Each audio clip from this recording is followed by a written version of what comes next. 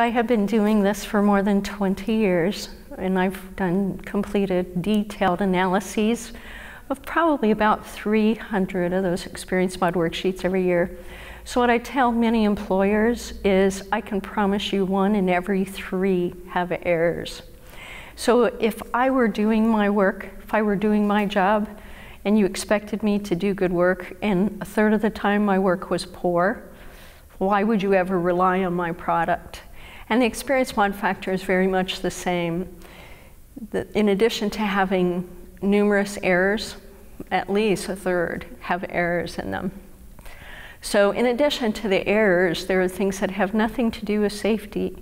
So for whatever reason, the construction and the energy industries both seem to have begun to rely on a number to determine if an employer is safe or not. If the number gets over 1, they're considered unsafe. If it's under 1, they're safer. Why on earth would you rely on a number? There are, in addition, you already know, there are many, many mistakes. But in addition to the errors, there are many things that have nothing to do with safety in the promulgation of those experience mod factors.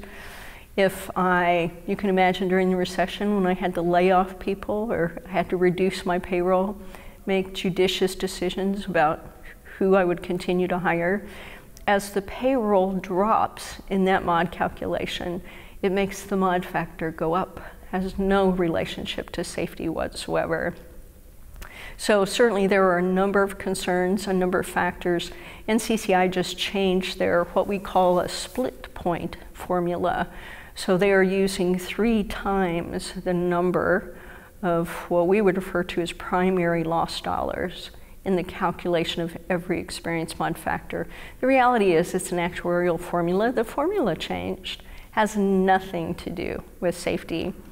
I have had contractors who have not had an injury in 6 years, and they have an 86 mod, but they're trying to bid, they're trying to qualify for work that requires a 0.85 mod, and they can't make it, and they haven't had an injury in 6 years.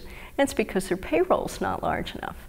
So you could have be a very large company, have lots of payroll, many severe injuries, and still have a 0.60 mod or a 0.70 mod, but you could be like this particular contractor and have no injuries and have a 0.85 just based on your size.